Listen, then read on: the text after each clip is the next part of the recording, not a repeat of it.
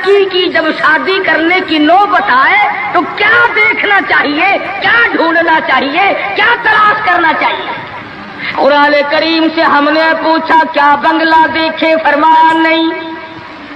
آج بنگلے والا کل کو قبر میں ہو سکتا ہے، آج بنگلے والا کل کو فٹ پاتھ پہ سو کر کے وقت کاٹنے والا بن سکتا ہے۔ کوٹھی والا تلاش کرے؟ فرمایا نہیں۔ کوئی اونچی ملازمت والا، اونچی پوسٹ والا لڑکا تلاش کرے؟ فرمایا نہیں۔ زیادہ لکھا پڑھا دیکھیں؟ فرمایا نہیں۔ دھن دولت والا دیکھیں؟ نہیں۔ کاروبار والا تلاش کریں؟ فرمایا نہیں۔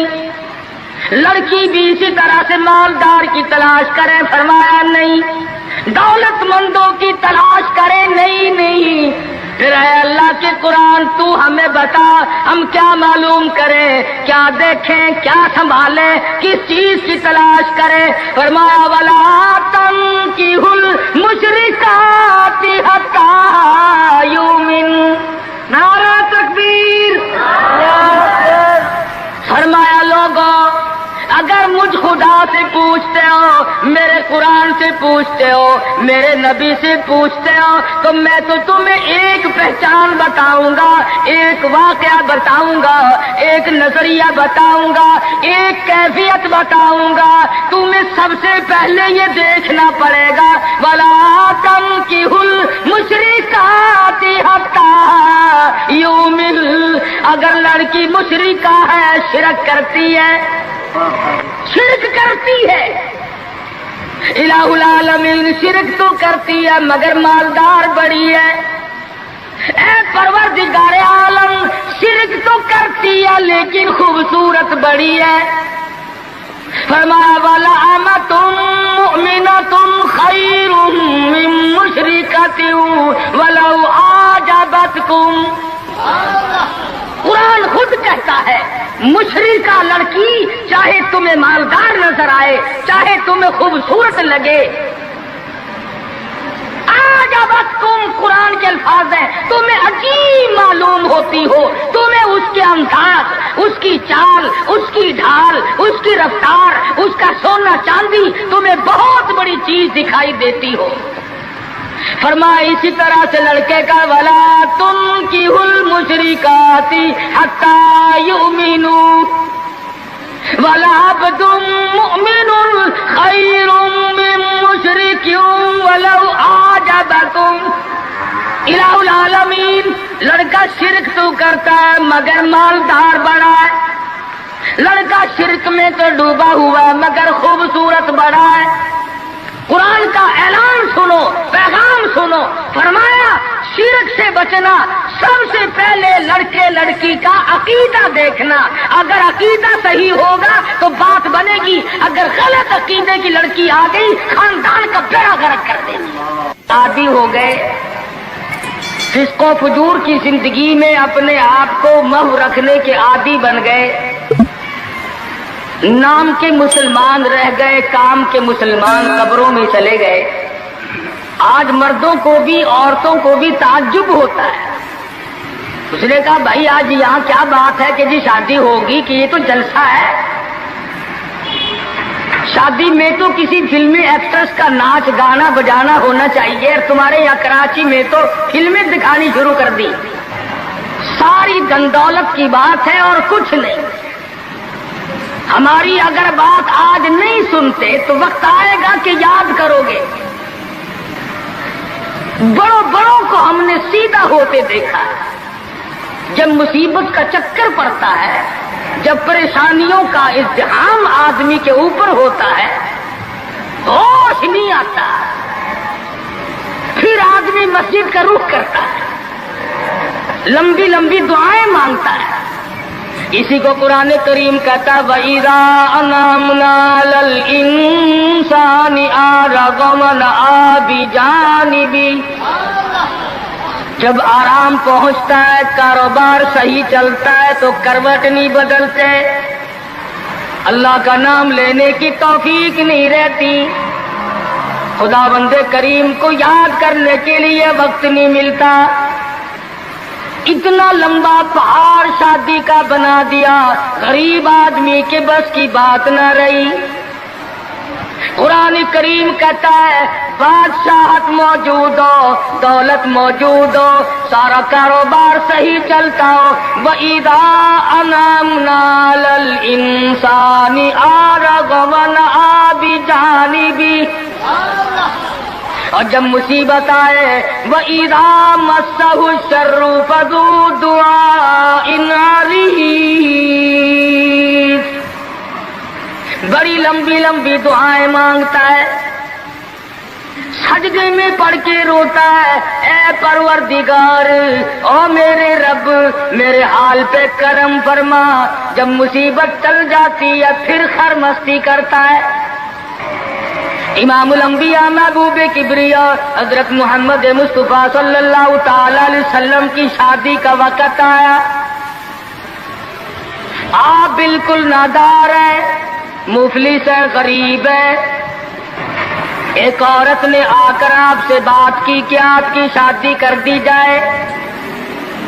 قربان جاؤں، ارشاد فرمایا میری شادی ہوگی کیسے؟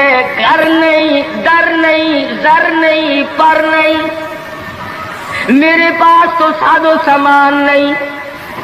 وہ کہنے لگی ایسی عورت سے اگر نکاح ہو جائے جس کے پاس دولت بھی ہو، سب کچھ موجود ہو، ارشاد فرمایا میں کس طرح سے کروں؟ وہ مجھ سے بھی تو مطالبہ کرے گی۔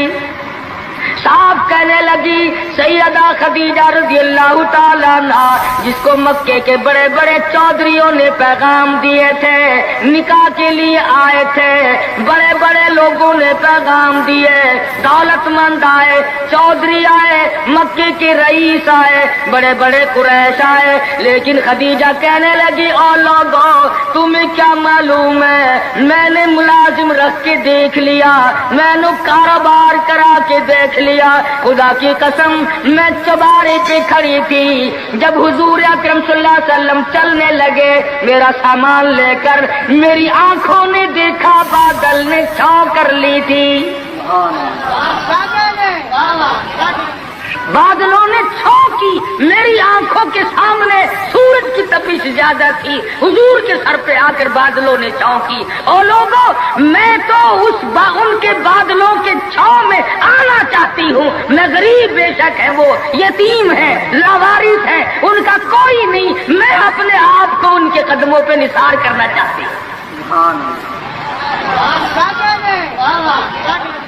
چنانچہ تیاری ہوئی، حضور نے فرمایا میں کیا تیاری کروں، میرے پاس تو کچھ نہیں، شہنشاہ کائنات ہو، عبداللہ کے بیٹے ہو، آمنہ کے درے یتیم ہو، اور پلے کچھ نہیں۔ ابو طالب نے نکاح کا خطبہ پڑھا، سیرت کی کتابوں میں موجود ہے، مقدمہ ابن خلدون میں، دیگر کتابوں میں ابو طالب کی یہ الفاظ ہیں، او لوگوں آج اگرچہ میرے بھتیجے کے پاس دھن دولت نہیں، حکومت نہیں، تجارت نہیں، لیکن میرا یقین کہتا ہے ایک وقت آئے گا ساری دنیا کی دولت قربان کر دی جائیں گی۔ حضور اکرم صلی اللہ تعالی علیہ وسلم کا سب سے پہلا نکاح سیدہ خدیجہ رضی اللہ تعالی عنہا کے ساتھ ہوا، اور حضور نے یہ ثابت کر دیا، آقا دو عالم صلی اللہ علیہ وسلم کی عمر مبارک 25 سال ہے اور سیدہ خدیجہ کی عمر 45 سال ہے۔ تو عرض کر رہا تھا عمر کا تناسب نہیں، نبی نے ہر اس رسم کو توڑا، ہر اس ذوم باطل کی تردید کر دی عملی طور پر، جس کو دنیا کے لوگ چلا کرتے تھے اور بازاروں میں تنتنایا کرتے تھے۔ یہ کوئی مناسبت ہے کہ حضور کی عمر شریف 25 برس ہے اور خدیجہ کی عمر 45 برس ہے؟ عمر والے مسئلے کو ختم کر دیا گیا۔ حضرت خدیجہ اور پھر کمال یہ کہ اللہ پاک نے اس ہی مائی کے پیٹ سے اولاد دی جس کی عمر حضور سے دگنی تھی۔ آج تو اگر تھوڑی سی عمر زیادہ ہو جائے لڑکی کی، پھر تو لوگ فتا لے کر کے آتے ہیں کہ میاں ناپ کے دیکھو پہلے کتنی بڑی ہے۔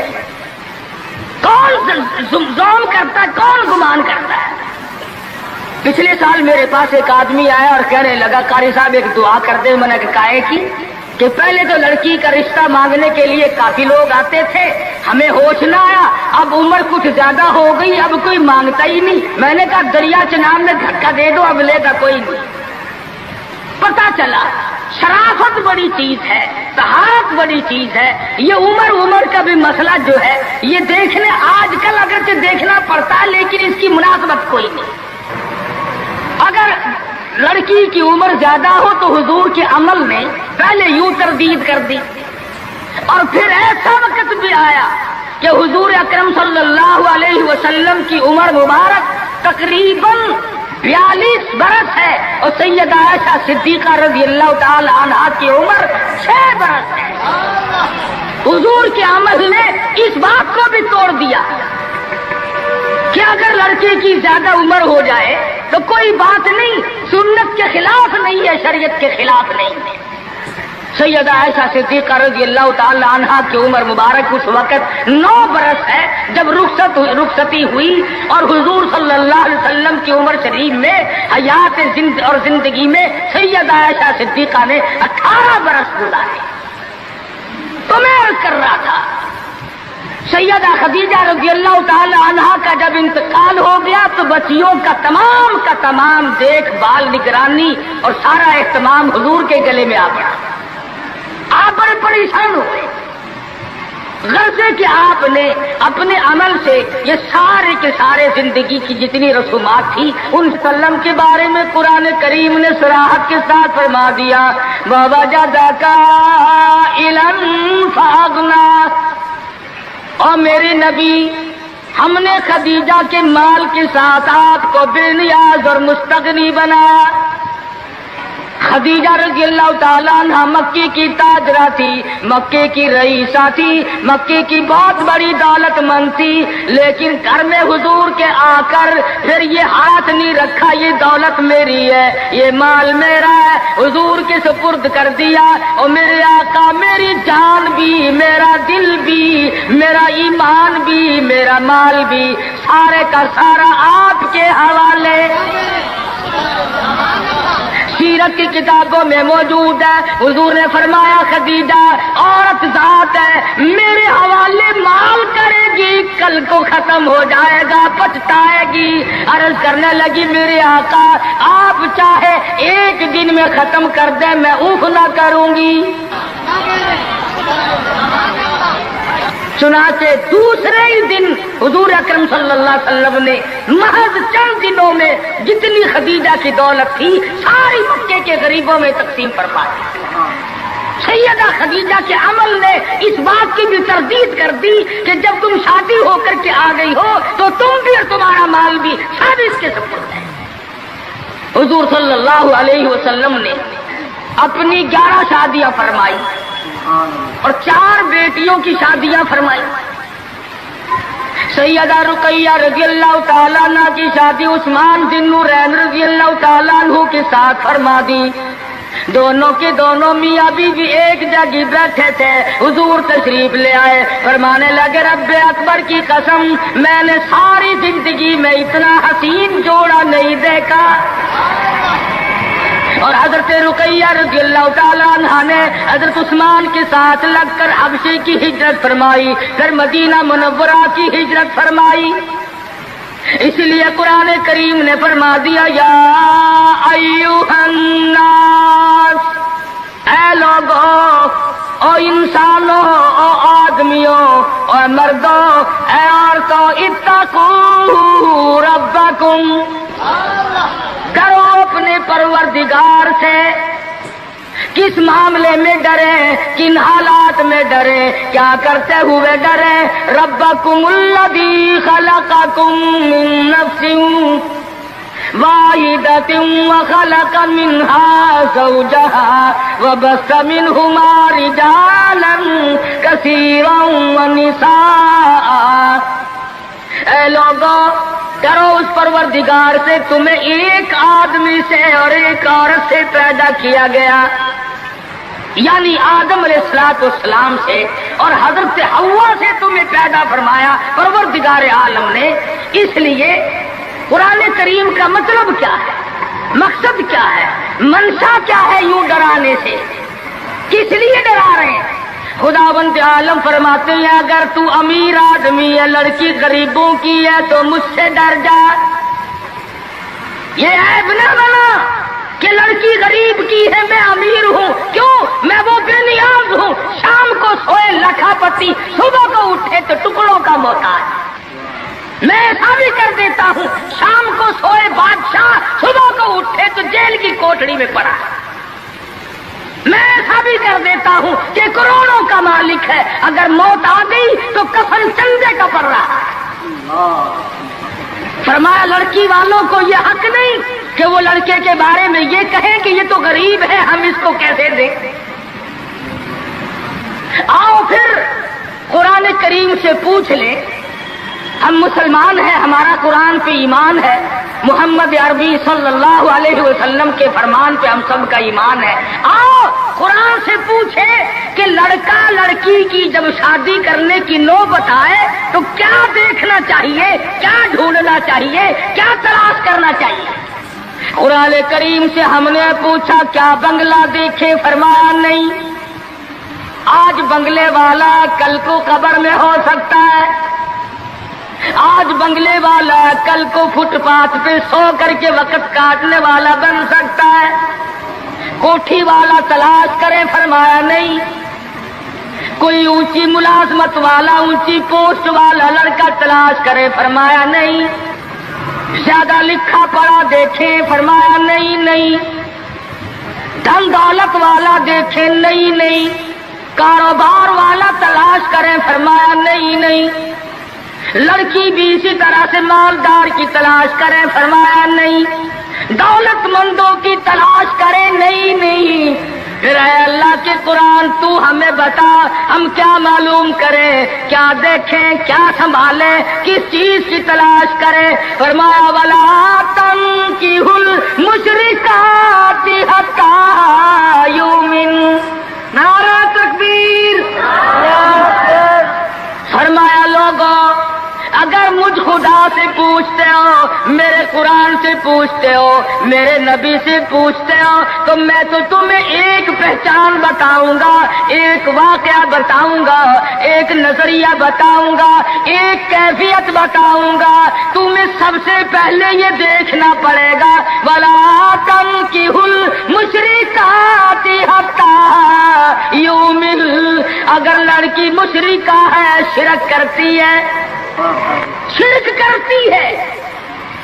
الہ العالمین شرک تو کرتی ہے مگر مالدار بڑی ہے۔ اے پروردگار عالم شرک تو کرتی ہے لیکن خوبصورت بڑی ہے۔ فرمایا وَلَأَمَةٌ مُؤْمِنَةٌ خَيْرٌ مِّن مُّشْرِكَةٍ وَلَوْ أَعْجَبَتْكُمْ۔ قرآن خود کہتا ہے مشرکہ لڑکی چاہے تمہیں مالدار نظر آئے، چاہے تمہیں خوبصورت لگے، آجابتکم قرآن کے الفاظ ہیں، تمہیں عجیب معلوم ہوتی ہو، تمہیں اس کے انداز، اس کی چال، اس کی ڈھال، اس کی رفتار، اس کا سونا چاندی تمہیں بہت بڑی چیز دکھائی دیتی ہو۔ فرمایا اسی طرح سے لڑکے کا وَلَا تُنكِحُوا الْمُشْرِكَاتِ حَتَّىٰ يُؤْمِنُوا وَلَعَبْدٌ مُؤْمِنٌ خَيْرٌ مِّن مُّشْرِكٍ وَلَوْ أَعْجَبَكُمْ۔ الہ العالمین لڑکا شرک تو کرتا ہے مگر مالدار بڑا ہے، لڑکا شرک میں تو ڈوبا ہوا مگر خوبصورت بڑا ہے۔ قرآن کا اعلان سنو، پیغام سنو، فرمایا شرک سے بچنا، سب سے پہلے لڑکے لڑکی کا عقیدہ دیکھنا، اگر عقیدہ صحیح ہوگا تو بات بنے گی، اگر غلط عقیدے کی لڑکی آ گئی خاندان کا بیڑا غرق کر دے گی۔ حافظ جمال صاحب بولی شاہ قلندر رحمت اللہ علیہ پانی پت میں مزار ہے، میں اب ہندوستان گیا تھا تو اب بھی حاضری دینے گیا تھا۔ ہم اولیاء کرام کو بڑا مانتے ہیں، میں بولی شاہ قلندر رحمت اللہ علیہ کے مزار پہ گیا اور رات وہیں ٹھہرا۔ مولانا علی پانی پتی کی قبر بھی وہی اور بول عیسیٰ قلندر کا مزار بھی وہی. تو لکھا ہے کہ جس وقت بول عیسیٰ قلندر رحمت اللہ علیہ پیدا ہوئے تو بڑے روئے، بہت روتے تھے. تو ایک بزرگ آئے جنہوں نے ان کے والد کو مبارکباد دی کہ بچے کی مبارک ہو. انہوں نے کہا حضرت مبارک تو آپ دے رہے ہیں مگر بچہ جس دن سے پیدا ہوا اتنا رو رہا ہے کہ ناک میں دم کر دیا. فرمایا میرے پاس تو لاؤ ذرا.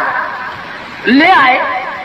اللہ والے نے ذرا سا اس کان کو منہ لگایا، ذرا سا اس کان کو منہ لگایا، بچہ خاموش ہو گیا. واپس جانے لگے. شاہ فخر الدین رحمہ اللہ اولیاء کرام میں سے ہیں، بزرگان دین میں سے ہیں.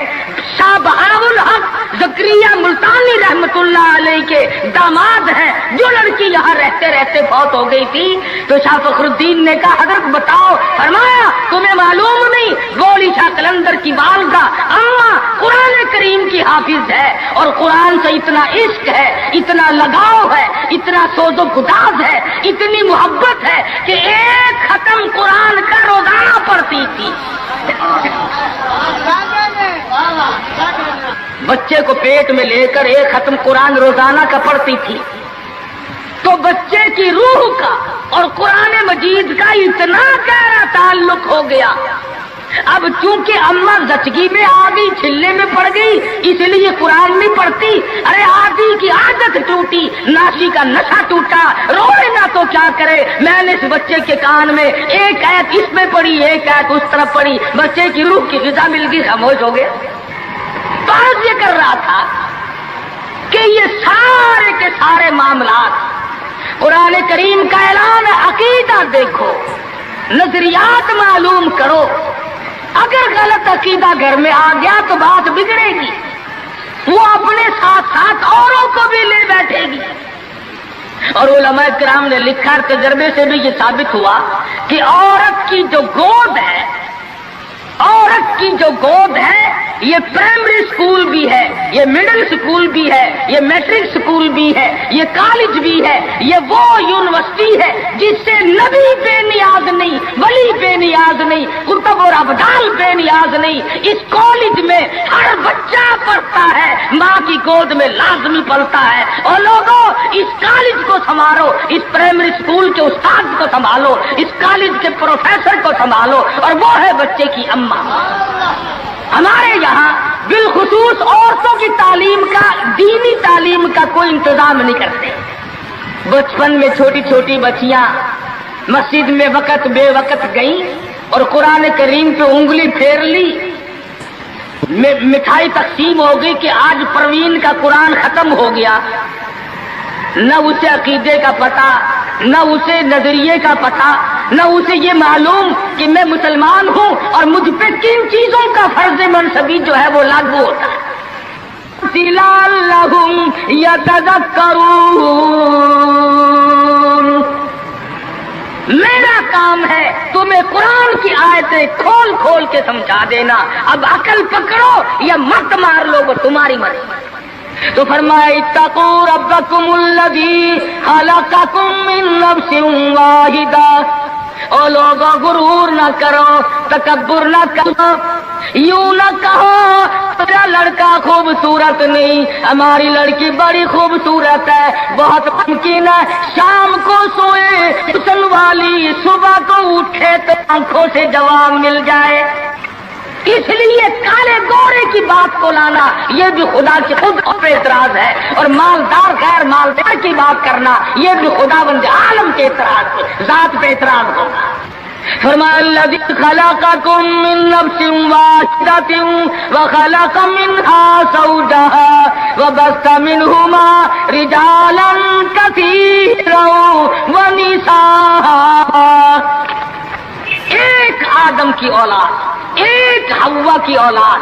کسی کو کسی طرح کا فخر کرنے کی اجازت نہیں، کسی کو کسی طرح کا غرور کرنے کی اجازت نہیں، کسی کو کسی پر فوقیت جتانے کی اجازت نہیں. ہاں فرمایا ان اکرمکم عند اللہ اتقاکم ان اللہ علیم خبیر. تقوی پرہیزگاری، اللہ اللہ کرنا، اللہ کی حضور میں زیادہ سجدے کرنا، یہ ایک حکمت ایسی ہے جو آدمی کو اونچا کر دیتی ہے۔ علماء کرام نے لکھا ہے مکہ معظمہ میں اللہ پاک مسلمان کو زیارت نصیب فرمائے بیت اللہ شریف کی، آمین بھی نہ کہیو، عقید میں آمین بھی مہنگی ہو گئی ماشاءاللہ، اور ساری چیزیں تو مہنگی ٹھیک ہے، چلو تمہارے یہاں آمین بھی مہنگی ہو گئی، کیا کہنے تمہاری سبیتوں کے۔ مکہ مکرمہ میں ایک شخص ایک باندی کا ہاتھ پکڑے ہوئے ہے اور وہ کہنے لگا میں اس کو 20 اشرفیوں میں بیچتا ہوں۔ ایک بزرگ تھے بغداد کے رہنے والے، انہوں نے آپ کی اتنی کم قیمت کیوں بتا رہا ہے؟ وہ کہنے لگا اس میں عیب ہے۔ کیا عیب ہے؟ اس نے کہا عیب یہ ہے کہ ساری رات نماز پڑھتی ہے اور سارا دن روزہ رکھتی ہے، اس میں یہ نقص ہے۔ اللہ والے نے خرید لی، اس نے کہا چلو میری ساتھ نماز پڑھ کے دیں گے، ایک کے بجائے 2 اللہ اللہ کیا کریں گے۔ چنانچہ عشاء کی نماز کے بعد اس باندی نے پوچھا کہ اے میرے مالک کام ہے میرے متعلق؟ کہا کوئی نہیں، لکھ دو ہے کہ عشاء کی نماز کے بعد مصلی پہ کھڑی ہوئی تھی، صبح کی آزاد ہو گئی، قرآن پڑھتی رہی ساری عمر، اور جب دن آیا تو کہنے لگی اللہ والے تم بغداد میں رہتے ہو کچھ قرآن سنو۔ انہوں نے 2 آیتیں پڑھی، دوش ہو گئی، منہ پہ پانی کے چھینٹے پڑے، پھر ہوش آیا، پھر قرآن کی 2 آیتیں پڑھی، سورت حدیث پوری نہ پڑھ سکے تھے، ایک ہماری اور جان دے۔ کیسا ذوق تھا، کس قسم کی محبت تھی اللہ پاک جانوں سے، اور کیا ایمان تھا کہ قرآن کریم کی شہید ہوگی، کوئی تلوار شہید ہوگا، کوئی لوہا شہید بنے گا، کوئی پتھر کھا کے مرے گا، ڈوب کے مرے گا، کوئی آگ میں جل کے مرے گا، کوئی ایکسیڈنٹ میں مرے گا، یہ اللہ والی خدا کا قرآن سن کے مرے گا۔ آج ہمیں یہ بات کہاں نصیب ہے؟ حضور اکرم کہو صلی اللہ علیہ وسلم نے صحابہ کرام کو نکاح کی سنتوں کی تعلیم دی۔ ہمارے یہاں تو اتنا بکھیڑا بنا دیا کہ اب سنتوں کی تاریخوں کو کوئی پوچھتا ہی نہیں۔ حالانکہ خدا مند عالم روزہ اپنی قدرت کے تماشے دکھاتے ہیں۔ ابھی ہفتہ نہیں ہوا ایک بس فیصلہ آباد سے بارات لے کر کے چلی، اور ایک بس لاہور سے بارات لے کر کے چلی، شیخو پورے کے قریب تصادم ہوا، 9 آدمی ایک طرف سے، 7 آدمی ایک طرف سے، 13 آدمی موقع پہ مر گئے۔ دلہا بھی، دلہے باپ بھی، ماں بھی، بھائی بھی، سارا خاندان ختم ہو گیا۔ کیا پروگرام لے کر کے چلے ہوں گے، کیا ارادے لے کر کے چلے ہوں گے کہ یہ خوشی منائیں گے؟ لاہور کے جس محلے میں دلہن آنا تھا، ہم اس محلے میں ٹھہرے ہوئے تھے، سجا رکھا ہے، یہاں مسہری بچھائی ہے، یہاں سامان رکھیں گے، یہاں فریج رکھا جائے گا، یہاں پنکھے رکھے جائیں گے، یہاں پر تمام مہمان ٹھہریں گے، خود قسم انتظار ہے سامان کا، اور کچھ دیر کے بعد 7 آدمیوں کے چھیچڑوں اور گوٹڑیوں کی گٹڑیاں بن کے آئے۔ اس لیے ہمیں ہر حال میں اللہ کے قہر اور غضب سے ڈرنا چاہیے، ڈرتے نہیں۔ ہمارے ملتان میں ایک بہت بڑے ٹرانسپورٹ نے اپنی بچی کی شادی کا پروگرام بنایا، تو برات بھی بہت بڑی آنی، بڑے گاجے ہو رہے تھے اور بڑا ٹھیٹر تماشا کھانا پکانا۔ اچانک ٹیلی فون کہ شور کوٹ کے پاس ٹکر ہو گئی، ساری کار ختم ہو گئی، جس میں لڑکا تھا وہ بھی ختم ہو گیا۔ ہاتھوں کی لکیر دیکھ کر لوگ تقدیر بتاتے ہیں، ساری عمر قرآن پڑھنے کے بعد اپنی تقدیر کا پتہ نہیں۔ میں کہتا ہوں کہ نبی کو اپنی تقدیر کا علم نہیں۔ امید کرتا ہوں دوستو آپ لوگوں نے اس بیان کو ضرور سنا ہوگا۔ اللہ تعالی ہمیں اس بیان پر عمل کرنے کی توفیق نصیب فرمائے، اور اچھا لگا ہو بیان تو ویڈیو کو لائک کرے، چینل کو سبسکرائب کرے، اور ملتے ہیں نیکسٹ بیان میں۔ جب تک کے لیے اپنا خیال رکھے۔ اللہ حافظ۔